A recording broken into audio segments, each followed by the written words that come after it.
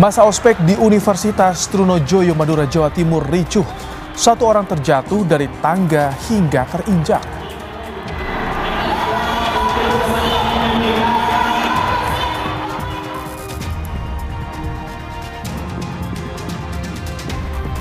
Siap adu bukti, Ridwan Kamil dan Lisa Mariana jalani tes DNA di Bareskrim Polri terkait kasus pencemaran nama baik.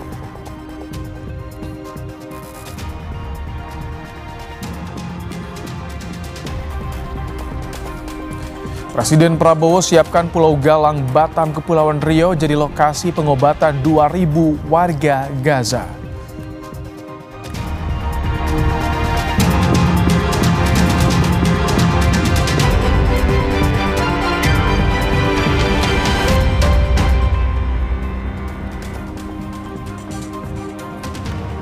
Halo, selamat malam saudara. Apa kabar Anda hari ini? Kompas Malam kembali hadir ke hadapan Anda bersama saya, Rahmat Ibrahim.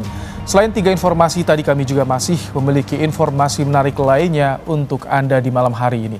Langsung saja kita simak informasi pertama di Kompas Malam, saudara. Sidang kasus dugaan pemerasan dan tindak pidana pencucian uang atau TPPU dengan terdakwa Nikita Mirzani diwarnai kericuhan. Nikita sempat menolak mengenakan rompi tahanan dan borgol usai sidang.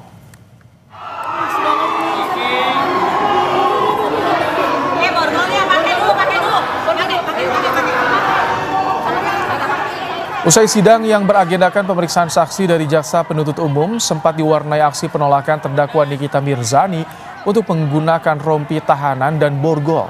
Sebelumnya, kericuhan juga sempat terjadi di dalam dan luar sidang. Ricuh terjadi saat jaksa penuntut umum memotong keterangan salah seorang saksi. Sidang sempat diskors atas permintaan hakim ketua.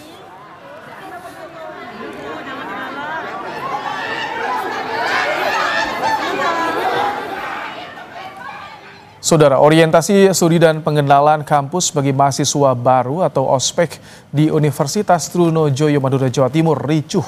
Sejumlah mahasiswa protes terhadap kebijakan panitia yang dianggap memberatkan.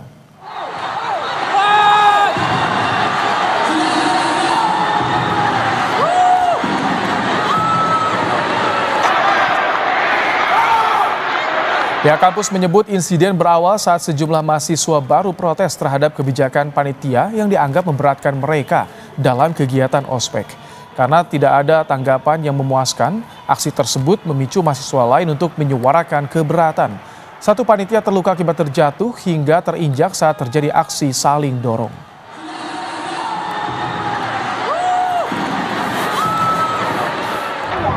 Sebagian mahasiswa mau menyampaikan aspirasi ke panitia. Ya biasa di mana-mana yang namanya crowd ya, kerumunan itu kan kadang-kadang sulit dikendalikan.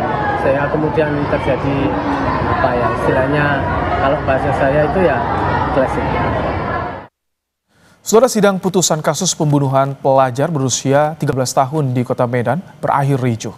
Kericuhan dipicu ketidakpuasan keluarga korban terhadap vonis yang dinilai terlalu ringan.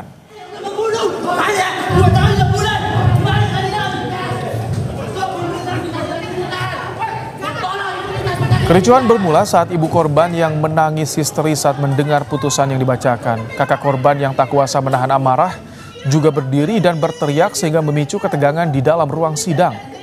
Keluarga korban kecewa dan menilai putusan hakim terhadap 2 terdakwa yakni Serka Darmen Huta Barat dan Serda Hendra Francisco Manalu terlalu ringan. Kedua terdakwa divonis hukuman 2,5 tahun penjara dan tambahan dipecat dari institusi TNI. Padahal beberapa orang sipil yang tidak terlibat langsung telah dihukum 4,5 tahun. Saya nggak puas karena yang sipil aja yang membantu mereka aja dihukum 4 tahun penjara. Kenapa mereka cuma 2 tahun 6 bulan? Ya, setidaknya mereka di atas sipil 4 tahun ke atas, ya 5 tahun atau 6 tahun lah. Saudara, imbas kericuhan yang terjadi, Bandung Zoo dipasang garis polisi. Wali Kota Bandung tegaskan konflik di Bandung Zoo masuk ranah hukum. Konflik berkepanjangan yang terjadi di internal mengakibatkan kericuhan pecah di area kebun binatang Bandung. pihak karyawan dari Yayasan Marga Satwa Taman Sari menjebol pagar utama Kebun Binatang Bandung setelah merasa terusir oleh pihak manajemen Taman Safari Indonesia yang sejak Maret 2025 ditunjuk sebagai pengelola.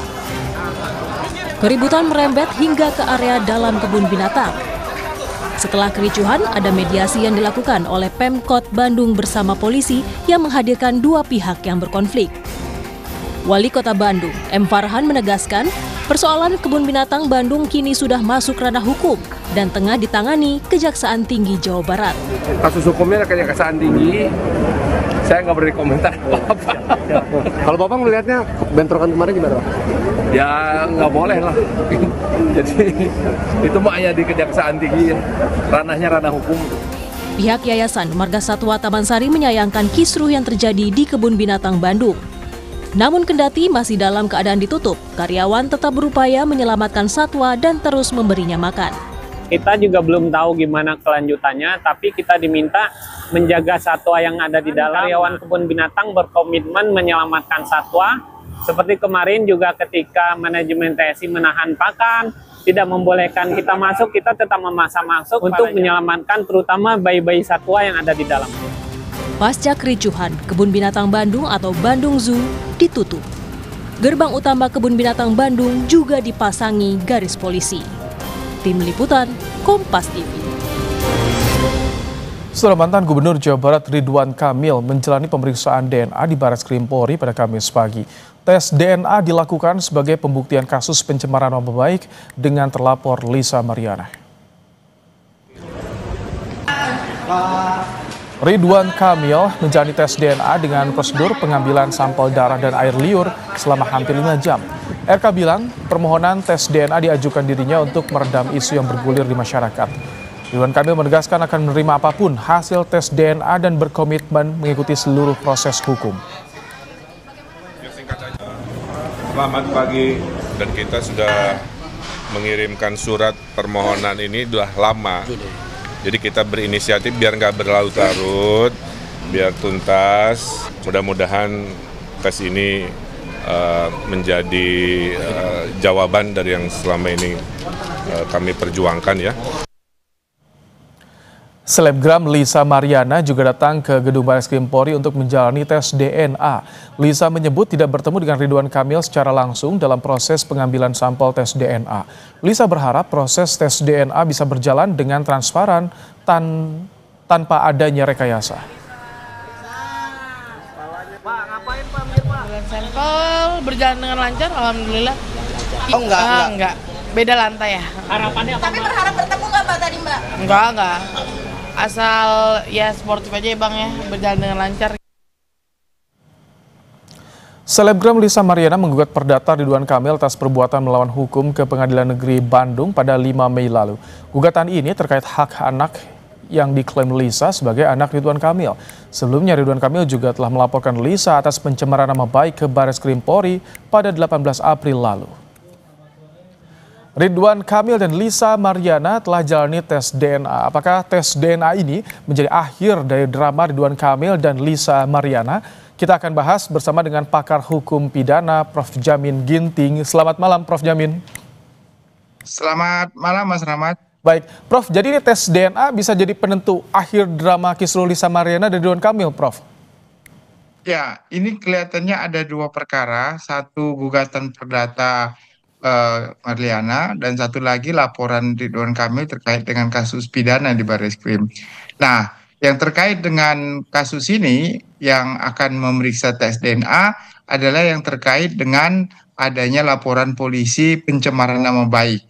Dianggap bahwasannya Liana ini mengaku-ngaku bahwasannya anak itu anak Ridwan Kamil dan akan ditentukan dengan tes DNA dari ketiga mereka, yaitu Ridwan Kamil, Mariana, dan anaknya sendiri dari air liur dan DNA darah. Nah, jadi kalau nanti ada dua kemungkinan identik bahwasanya itu sama dengan DNA dari ayah ibunya yang itu mereka berdua ini, maka apa yang disampaikan dalam gugatan itu menjadi alat bukti yang sah menyatakan bahwa Ridwan Kamil adalah anak ayah yang sah. Sedangkan kalau non identik ataupun tidak sama, maka nanti kasus pidana ini akan berlanjut dan kemungkinan besar kasus pencemaran nama baiknya juga bisa naik ke tingkatan penuntutan oleh kejaksaan begitu. Oke, ini kan jadi sebetulnya tes DNA bukan masuk bukti primer ya Prof, tapi ini cukup berpengaruh artinya pada perjalanan baik itu pidana juga perdatanya.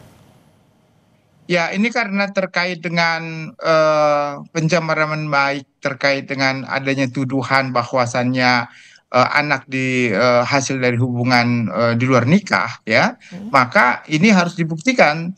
Apa karena Ridwan Kamil sendiri merasa sudah tercemar waktu beberapa kali dia mengajukan diri sebagai calon gubernur atau dan reputasinya sebagai public figure merasa terganggu dan keluarganya juga terganggu dengan adanya isu-isu apakah itu perselingkuhan dan segala macam yang bisa menghasilkan suatu anak ya dari keturunan ini, sehingga nantinya selain dari bukti tes DNA ini ada bukti-bukti lain lagi apakah benar dia tercemar. Ada saksi contohnya tercemarnya di mana. Nah sekarang kalau di media sosial mungkin sudah tidak bisa lagi karena di putusan MK mengatakan kerusuhan atau pencemaran yang mengakibatkan kegaduhan itu di media sosial nggak bisa, tapi benar-benar keluarganya menjadi tercemar, nama baiknya tercemar, dan ini bisa menjadi bukti yang sangat kuat karena terkait dengan hubungan darah ya. Nah ini kalau kasus seperti ini memang tes DNA lah satu-satunya yang bisa menjadi dasar untuk membuktikan apakah dia anaknya atau bukan anaknya. Jadi saya kira ini tes DNA ini tes yang sangat vital ya, sangat menentukan, bukti yang sangat menentukan begitu. Ini kalau misalkan hasilnya tidak memuaskan penggugat, ini bagaimana ke depannya, Prof? Ya kalau nantinya ternyata hasil DNA non identik, bukan anak dari mereka berdua atau tidak ada kesamaan DNA antara anak tersebut dengan Ridwan Kamil, maka tadi ada dua hal ya, gugatan dari penggugat tadi yang mengaku ibu dari anak tersebut, istri hasil perjumpaan, maka gugatannya menjadi lemah begitu ya, dan kasus pidananya menjadi naik begitu. Pidananya akan menjadi naik ke jenjang penyidikan. Karena apa? Karena cukup dua alat bukti untuk membuktikan kalau sebenarnya adanya pencemaran nama baik dengan mengaku-ngaku bahwa itu anak yang hubungan gelap dari dia, ternyata bukan begitu. Oke, Prof, ada sedikit gambaran tidak, Prof, bagaimana sebetulnya perjalanan proses dari tes DNA ini? Berapa lama biasanya dibutuhkan nanti hasilnya keluar, Prof? Ya, pada umumnya kalau kasus pidana ya karena membutuhkan waktu yang cukup lama ya tes DNA ini karena perlu akurasi dan labnya tentu di forensik ya, ke forensik kesehatan itu akan agak lama ya. Jadi bisa sampai 1 atau sampai 2 bulan ya untuk bisa kurasi benar-benar bisa hasilnya keluar begitu ya. Dan ini kan tes DNA ini 3 ya, dari Ridwan Kamil, dari Lina sendiri dan juga dari anaknya. Dan ini harus benar-benar dilakukan dengan sangat akurat begitu. Saya kira harus sekitar 2 bulan mungkin atau 1,5 bulan mungkin bisa keluar nanti hasilnya. Ketika sambil menunggu tes DNA, biasanya proses hukum lainnya, pemeriksaan saksi ataupun yang lainnya itu bisa dilakukan tetap, Prof? Ya, saya kira kasus gugatan perdatanya tetap berjalan dan juga untuk kasus pidananya mungkin penyidik akan melakukan pemeriksaan atau pemanggilan terhadap para saksi-saksi untuk diperiksa. Dan mungkin ada alat bukti lain yang bisa dijadikan dasar juga untuk menindaklanjuti kasus ini, tentu akan diperiksa juga. Jadi dengan adanya tes DNA ini bukan berarti semuanya berhenti dulu ya. Artinya semua tetap proses berjalan karena ini ada 2. Nah, gugatan perdata dan laporan pidana ini tetap akan berjalan seperti biasa begitu, Mas Rahmat. Tetapi jawaban tanda tanya besarnya dengan tes DNA ini bisa menjawab ya akhir dramanya, Prof, sedikit saja. Ya, karena core inti daripada permasalahan ini adalah terkait dengan hubungan darah, maka untuk menentukan keterkaitan itu ya tes DNA yang paling akurat untuk bisa Oke. menyatakan apakah seorang itu adalah ayah atau ibu dari anaknya begitu. Baik, terima kasih Prof. Jamin Ginting, Terima kasih, Mas pakar Rahmat. Selamat hukum malam. pidana telah bergabung di Kompas Malam. Sudah dua ex-menteri era Presiden Jokowi Nadiem Makarim dan Yakut Khalil Qomas dibidik KPK terkait dugaan korupsi. Kami kembali dengan laporan langsungnya dari KPK usai jeda.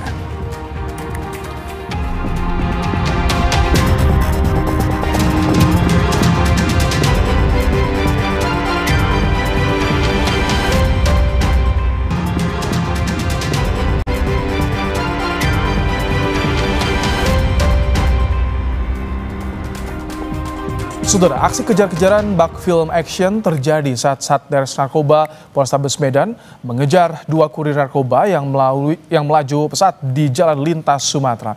Pelaku tertangkap membawa 30 kg sabu dan 20.000 pil ekstasi.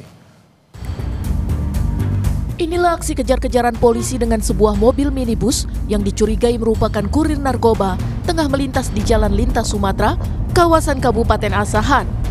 Dua pelaku yang belakangan diketahui merupakan paman dan keponakan terus berupaya memacu kecepatannya saat menyadari adanya polisi yang membuntutinya.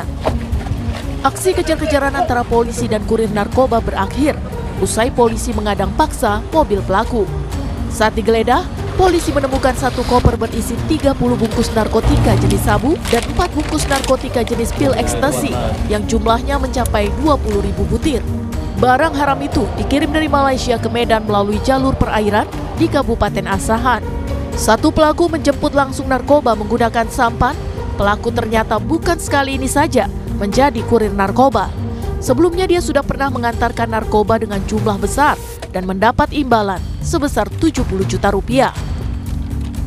Sudah melakukan 2 kali pendistribusian atau penyaluran narkoba, dagangan lah ya, bisa dikatakan itu. Dengan kurang lebih kalau bicara ongkos, hitungannya per kilo 4 juta. Keduanya kini terancam penjara lebih dari 5 tahun atau bahkan ancaman maksimal hukuman mati. Ferry Irawan, Kompas TV, Medan, Sumatera Utara. Saudara, dua mantan menteri di era Presiden ke-7 Republik Indonesia Joko Widodo jalani pemeriksaan di KPK hari ini.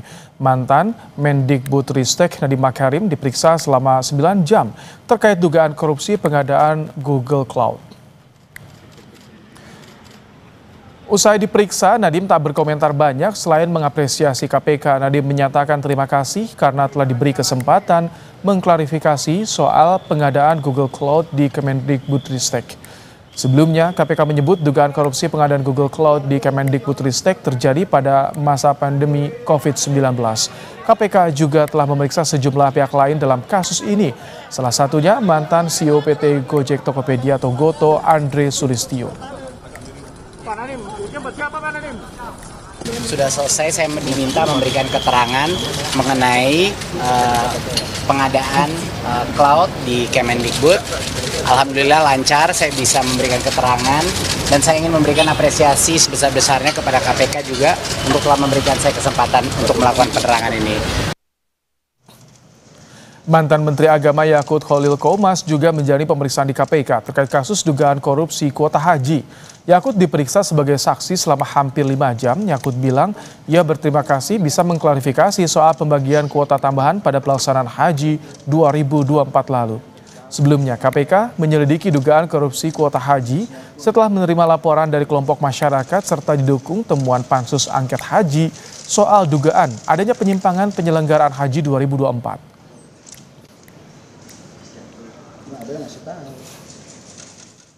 Kalau terkait dengan materi saya tidak akan menyampaikan ya, mohon maaf kawan-kawan wartawan. Tapi saya intinya saya berterima kasih mendapatkan kesempatan untuk bisa menjelaskan klarifikasi segala pembagian kuota tahun lalu. Gitu ya, terima kasih.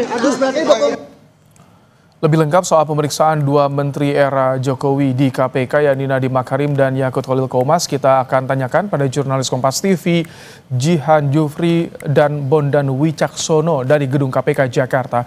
Selamat malam, Jihan. Apa yang didalami penyidik dari pemeriksaan kedua menteri era Presiden Jokowi, Nadiem dan juga Yakut?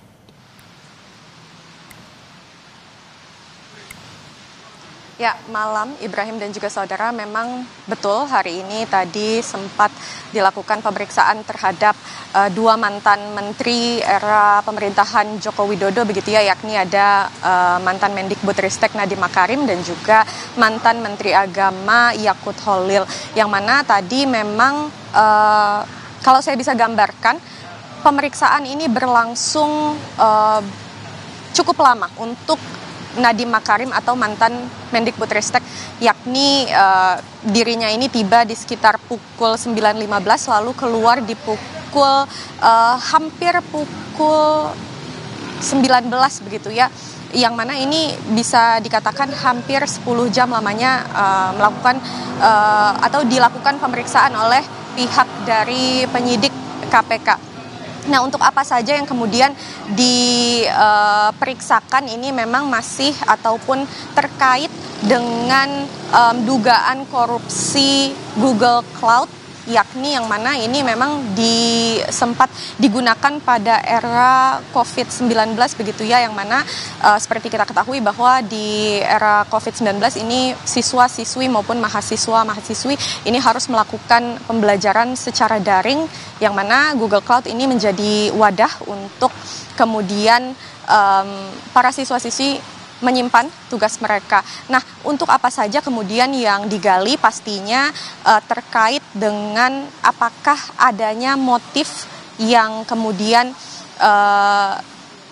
ada ataupun terlibat dari mantan Mendikbudristek tersebut, selain adanya ataupun selain digalinya apakah ada motif, digali juga terkait kewenangan Nadiem Makarim saat menjabat sebagai saat menjabat sebagai menteri Mendikbudristek tersebut.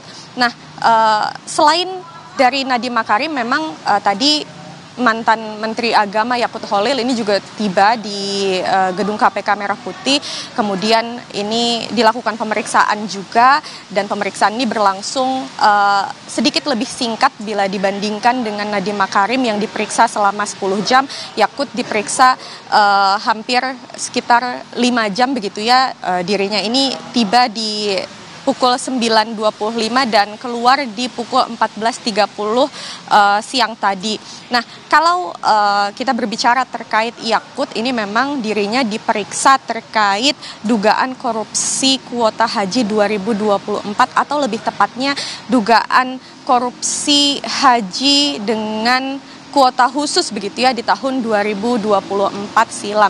Seperti yang kita ketahui bahwa memang dari Arab Saudi ini memberikan sekitar 20.000 kuota tambahan kepada Indonesia untuk haji di tahun 2024, yang mana ini kemudian kalau kita berbicara terkait peraturan yang mengatur, ini seharusnya 8% pembagiannya begitu ya, 8% ini dibagi ke kuota haji khusus dan 92% ini dibagi ke kuota haji reguler. Namun yang dilakukan oleh mantan Menteri Agama Yakut ini adalah membagi secara setengah-setengah atau 50%, yakni 50% untuk kuota haji reguler dan juga 50% untuk kuota haji khusus. Nah, kalau kita berbicara terkait pembagian tersebut, ini memang dikatakan tidak sesuai begitu ya dengan pasal 64 Undang-Undang Nomor 8 yang mengatur tentang ibadah haji dan umroh, dan juga mengatur terkait pembagian kuota yang tadi sempat saya sebutkan bahwa seharusnya ini dilakukan pembagian sebesar 8% ke kuota haji khusus dan sisanya yakni 92% ke kuota haji reguler. Nah, terkait hal yang didalami memang pastinya masih seputar dengan kewenangan dari mantan Menteri Agama Yakut pada saat menjabat, lalu untuk hal-hal mendalam seperti pertanyaan-pertanyaan apa saja yang kemudian dilayangkan oleh penyelidik. Ini memang masih kami gali informasinya, namun yang pasti tadi dari Yakut pada saat keluar dan ditanya oleh pihak wartawan, memang ia menyampaikan bahwa untuk lebih dalamnya ini dia tidak akan menyampaikan kepada awak media. Kami Jadi tangkap, memang kami akan menunggu informasi lebih lanjutnya dari pihak KPK. Akankah ada kemudian pemanggilan lebih lanjut terhadap dua mantan menteri yang kemudian dipanggil oleh KPK hari ini? Ini memang masih kami nantikan informasinya, Ibrahim. Baik, terima kasih Jan Jufri untuk laporan Anda langsung dari gedung KPK di Jakarta. Informasi berikutnya, Saudara, Kepala Kantor Komunikasi Kepresidenan Hasan Nasbi menyebut Presiden Prabowo Subianto merasa jajaran Kabinet Merah Putih sangat kompak dan solid. Pernyataan ini merespons spekulasi soal adanya isu perombakan atau reshuffle kabinet. Hasan menyampaikan Presiden Prabowo mengapresiasi kerja keras seluruh anggota kabinet yang dinilai menunjukkan semangat kolaboratif antar kementerian dan lembaga. Meski begitu, ia menekankan perihal pergantian menteri atau reshuffle kabinet tetap menjadi hak prerogatif Prabowo sebagai presiden. Beliau mengucapkan terima kasih kepada seluruh anggota kabinet yang dirasa bekerja sangat keras, sudah bekerja dengan sepenuh hati dalam tim yang solid, saling bekerja sama antar kementerian, jadi tidak satu kementerian bekerja sendiri-sendiri, tapi ada kerjasama yang baik antar kementerian dan lembaga, serta beliau merasakan sebagai ketua kapten kesebelasan, beliau merasakan kesebelasan ini sangat kompak. Nah, jadi kira-kira seperti itu. Itu Presiden juga mengatakan orang-orang di luar bisa saja berspekulasi ada reshuffle, tapi hari ini Presiden merasa kabinet ini sudah sangat solid dan bekerja sangat kompak. Polisi membantah tuduhan kerjasama dengan bandar judi terkait penangkapan 5 pemain judi online di Bantul.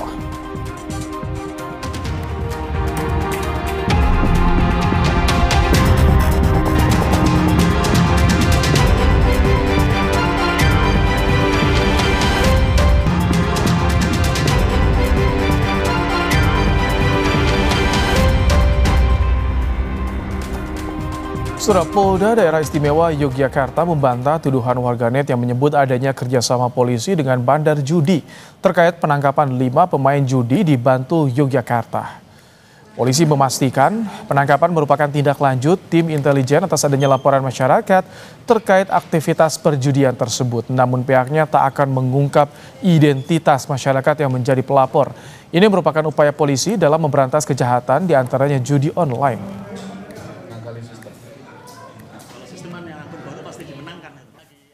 Kalau sampai mengejar pelapor memang sudah hasil lidik dan semuanya masyarakat yang baik mau melaporkan polisi itu sudah jempol dan tugas kami melindungi pelapor.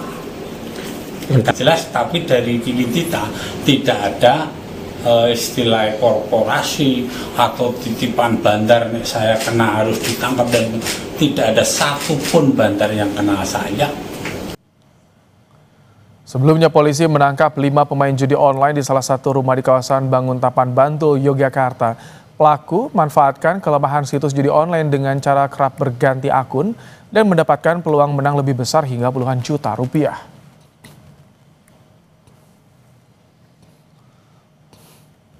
Pasti dimenangkan lagi, akun baru lagi tiap hari bikin.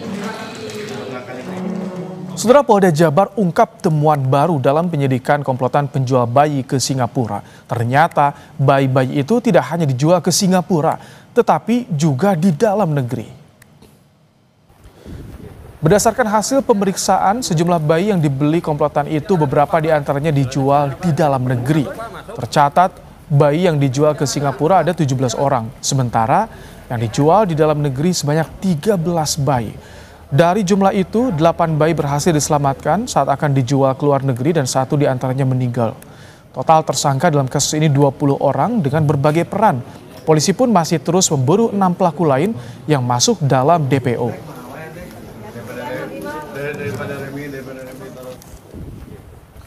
Banyak sekali temuan-temuan baru terutama tentang bayi. Jadi ternyata mereka bayi ini ada yang memang jaringan untuk adopsi internasional, ada juga yang adopsi lokal.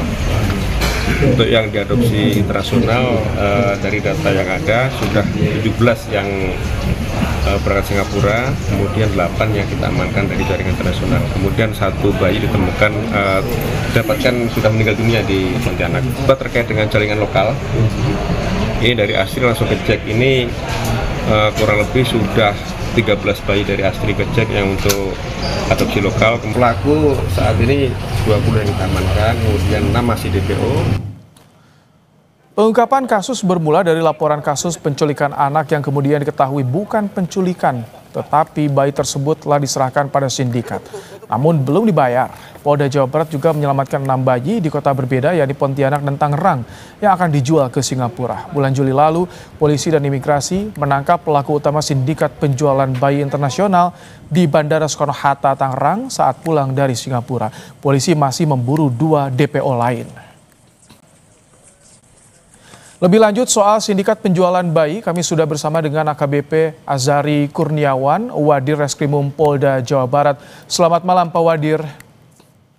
Selamat malam Mas Rahmat. Baik, ini ada temuan baru. Jadi selain ke Singapura, pelaku juga menjual ke dalam negeri. Ini proses atau modusnya bagaimana Pak Wadir? Jadi sekaligus ini ya, bisa saya sampaikan di sini sekaligus ada meralat tadi terkait dengan jumlah.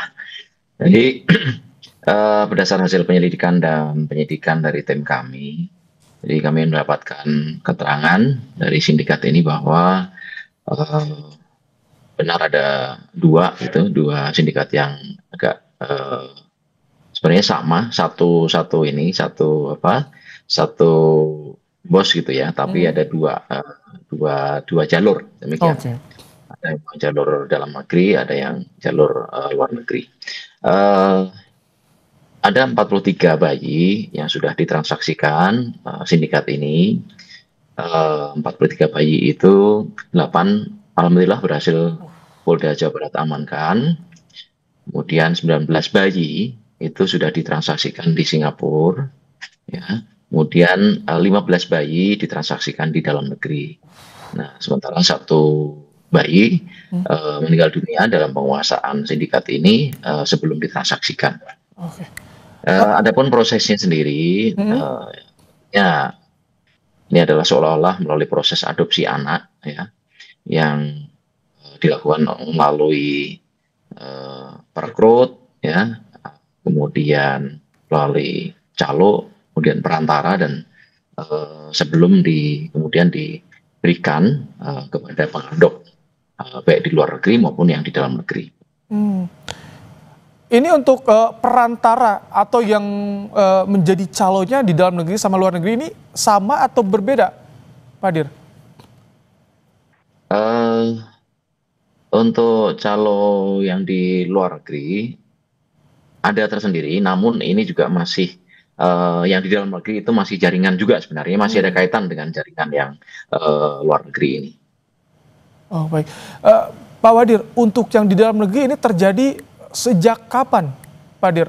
Apakah sama ada pemesan juga yang di dalam negeri ini? Untuk yang di dalam negeri, berdasar dari keterangan saksi maupun para tersangka dan juga data yang kita temukan, untuk yang di dalam negeri beroperasi dari tahun 2024. Sementara kalau yang ke luar negeri malah sudah lebih dahulu. Di tahun 2023. Kalau untuk dalam negeri sudah terlacak Pak, di daerah mana saja ini penjualannya? Yang di dalam negeri ada beberapa kota, Pontianak tentunya, kemudian Tangerang, kemudian ada beberapa kota lagi yang tentunya nanti akan kita update lagi, masih dalam proses penyelidikan kami. Kami sedang dalami di kota mana saja. Baik, ya. Pak Wadir, kalau kondisi ada bayi tersebut, ya. Oh baik. Kemudian soal ini hasil pengembangan bersama dengan Dukcapil dan juga imigrasi bagaimana? Ini untuk yang keluar negeri berarti Pak Wadir ya? Kaitan dengan itu, tentunya kami dari sejak awal sudah melakukan komunikasi dan juga kerjasama dengan dinas terkait Dukcapil maupun dengan imigrasi. Ya, kaitan dengan Dukcapil tentunya kaitan dengan dokumen-dokumen yang dibuat oleh sindikat, ya, sehingga kemudian dengan dokumen itu bisa berhasil mengirimkan bayi-bayi ini ke luar negeri. Sedangkan untuk imigrasi sendiri kami berkoordinasi kaitan dengan pencarian DPO, dan alhamdulillah untuk DPO utama kita sebagai perantara tersangka atas nama L berhasil kita amankan melalui kerjasama kami dengan pihak imigrasi. Manakala si tersangka L ini datang dari Singapura ke Indonesia di Bandara Suta dan kita lakukan pengamanan atau kita tangkap pelakunya. Baik, Pak Wadir, sedikit ini kita ingin tahu apakah dari 15 bayi yang sudah dijual di dalam negeri ini masih diupayakan untuk diselamatkan atau bagaimana Pak Wadir gambarannya? Tentunya demikian, kita akan terus berupaya mencari keberadaan bayi-bayi tersebut, namun memang terkendala karena sampai dengan saat ini dokumen-dokumen terkait dengan penjualan bayi yang di dalam negeri ini para pelaku tidak menyertakan dokumen-dokumen tersebut. Baik. Kecuali yang di luar negeri. Kalau di luar negeri dilengkapi dokumen, tapi kalau yang di dalam negeri tidak dilengkapi dengan dokumen. Baik, terima kasih banyak untuk informasinya Pak Wadir Krimum Polda Jawa Barat AKBP Azari Kurniawan di program Kompas malam hari ini. Terima kasih Pak Wadir. Informasi berikutnya, saudara, warga Pati protes kenaikan pajak bumi dan bangunan, perdesaan dan perkotaan atau PBB P2 hingga 250%. Warga menyebut kebijakan Bupati mencekik rakyat di tengah kondisi ekonomi yang sulit.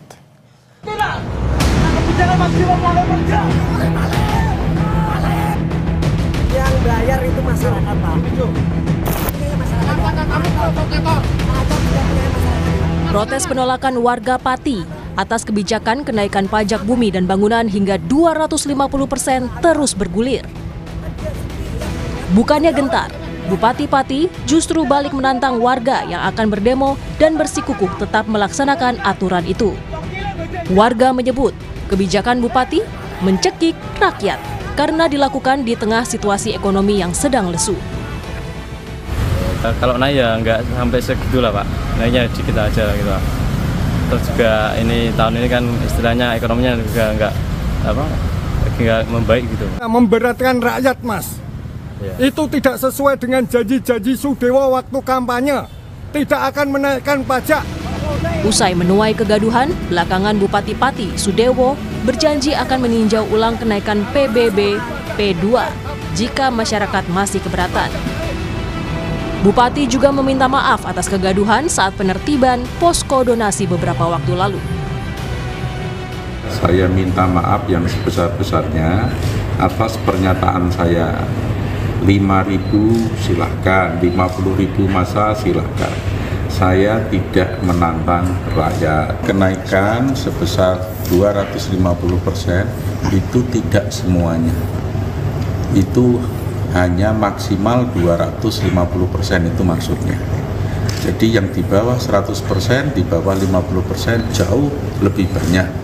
Namun demikian kalau ada yang menuntut supaya yang sampai 250% itu diturunkan, akan saya tinjau ulang. Terkait ricuhnya penerapan PBB P2 hingga 250%, Menteri Dalam Negeri Tito Karnavian mengaku akan mengecek kebijakan itu. Tito menyatakan pihaknya belum mengetahui apakah Pemkab Pati sudah berkonsultasi dengan Kemendagri terkait penerbitan PBB. Saya sudah perintahkan Irjen untuk cek itu aja. Dasarnya apa? Tapi kan biasanya Pak, Perda itu harus konsultasi ke Kemendagri, itu udah konsultasi belum? Saya akan cek lagi. Saya baru juga tahu dari media, makanya saya akan cek. Meski Bupati Pati Sudewo telah meminta maaf, penggalangan donasi masih terus berlangsung. Dan aksi demonstrasi menentang kebijakan Bupati terkait kenaikan PBB P2 tetap akan digelar 13 Agustus mendatang. Tim Liputan, Kompas TV. Presiden Prabowo siapkan Pulau Galang, Batam, Kepulauan Riau jadi lokasi pengobatan 2.000 warga Gaza.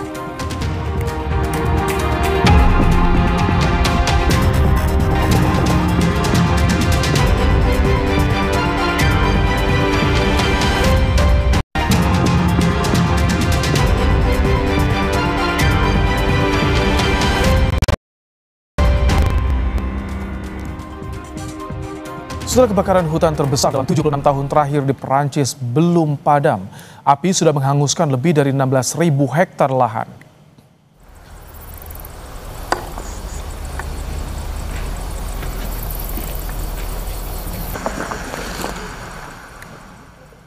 Lebih dari 2.000 petugas pemadam kebakaran berjibaku memadamkan kebakaran hutan di Perancis. Pesawat waterbombing juga dikerahkan membantu pemadaman.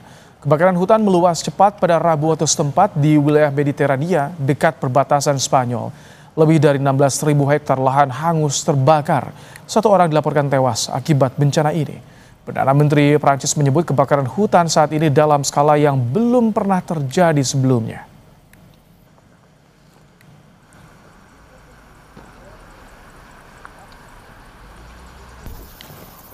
Gunung Kilauea di Hawaii kembali meletus. Menurut catatan survei geologi Amerika Serikat, kali ini letusannya yang ke-30.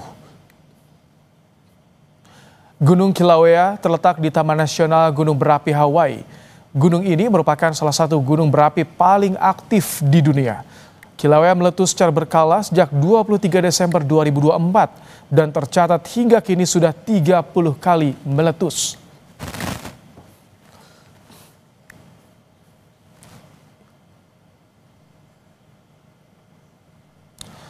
Israel terus membombardir Gaza di tengah krisis kemanusiaan yang kian memburuk. Puluhan orang tewas dalam serangan hari Kamis. Pasukan Israel kembali melancarkan serangan ke Gaza pada Kamis dini hari waktu setempat. Serangan menyasar permukiman dan kamp pengungsian warga. Media Israel melaporkan Perdana Menteri Israel Benjamin Netanyahu mempertimbangkan untuk memperluas operasi militer dan pendudukan kembali jalur Gaza sepenuhnya. PBB khawatir rencana ini memunculkan konsekuensi bencana dan membahayakan nyawa warga Palestina.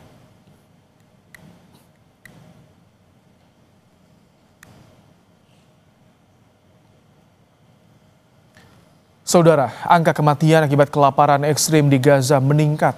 Di tengah krisis kemanusiaan ini, Perdana Menteri Israel Benjamin Netanyahu mempertimbangkan pendudukan kembali jalur Gaza sepenuhnya untuk mencaplok wilayah itu.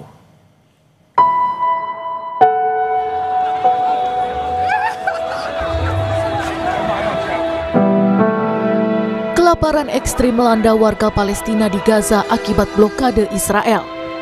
Warga harus bertaruh nyawa untuk mendapatkan bantuan makanan. Pergerakan truk-truk bantuan yang masuk dibatasi oleh Israel. Ketidakpastian ini memicu kacaunya distribusi bantuan. Warga langsung menyerbu bantuan di perbatasan.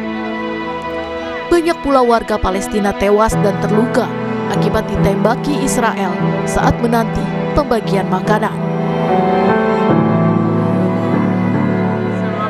الموت اسمها مساعدات تدل قدام هذه مش مساعدات بالطريقه يعني اول حاجه اذا ما متش من اطلاق النار بتموت من الشهود غصبا عن بدنا ناكل طنياتنا انا مخلف عندي اولاد صغار كيف بدي طعميهم انا ما حدش برحم حد اليوم زي يوم القيامه نفس الدنيا بنكاتل بناخذ بنكاتلش ما بناخذ.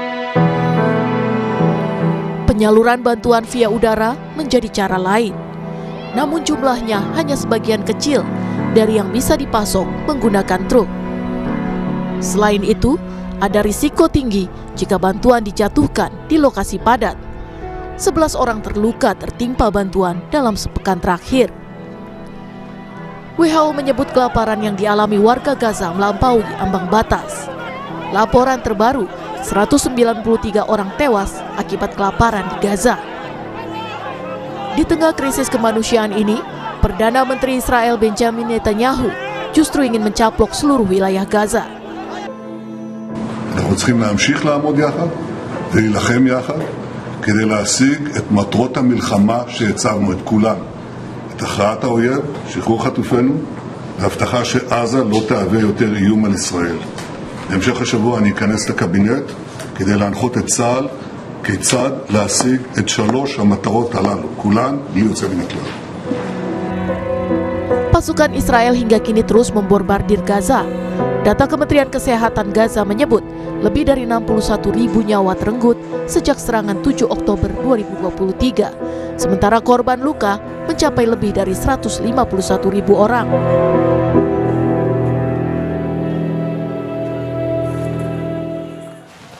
Presiden Prabowo Subianto menegaskan pemerintah Republik Indonesia telah menyiapkan pusat pengobatan untuk warga Gaza di Pulau Galang, Batam, Kepulauan Riau. Pusat kesehatan di Pulau Galang disebut dapat menampung hingga 2.000 warga Gaza dengan sejumlah fasilitas kesehatan. Selain menjadi pusat pengobatan, Pulau Galang dapat menampung keluarga korban perang dari Gaza. Selain itu, Presiden Prabowo juga telah memerintahkan pemberian bantuan lewat udara atau airdrop untuk warga Gaza. Prabowo pun meminta RI terlibat aktif dalam upaya gencatan senjata dan pengiriman pasukan perdamaian di wilayah perang.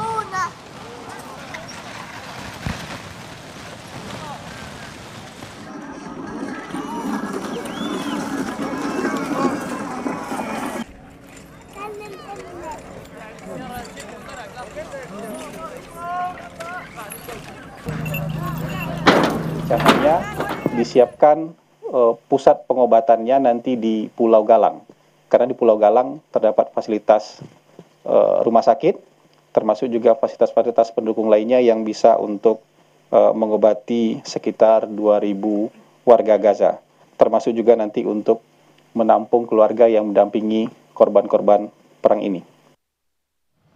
Kejaksaan Tinggi Sumatera Selatan pamerkan tumpukan uang tunai senilai lebih dari setengah triliun rupiah dari kasus dugaan korupsi pemberian fasilitas kredit salah satu bank plat merah pada 2 perusahaan swasta.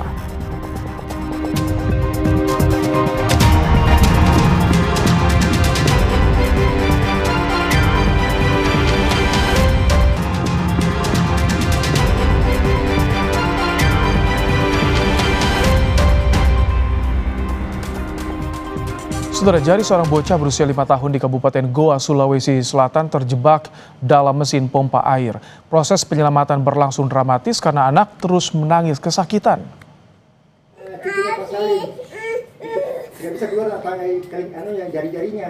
Tangis histeris seorang bocah perempuan mewarnai proses penyelamatan lantaran jari telunjuk tangan kanannya terjepit di dalam lubang mesin saluran air. Orang tua sempat mencoba melepaskan jari anaknya dari mesin pompa air selama hampir 2 jam sebelum akhirnya meminta bantuan tim pemadam kebakaran Goa. Penyelamatan dilakukan dengan cara melumuri jari korban menggunakan minyak goreng. Proses penyelamatan berlangsung sekitar 1 jam dan jari korban bisa terbebas tanpa luka serius. Menurut orang tua anak tersebut, mungkin dia lagi bermain, tidak sengaja jarinya masuk di mesin tersebut. Prosesnya berapa lama? Jadi untuk prosesnya sendiri itu yang kami tangani bahwa mungkin hampir kurang lebih 1 jam. Petugas damkar evakuasi pria obesitas dari rumah kontrakannya di Wonokromo, Surabaya, Jawa Timur karena mengalami sesak napas.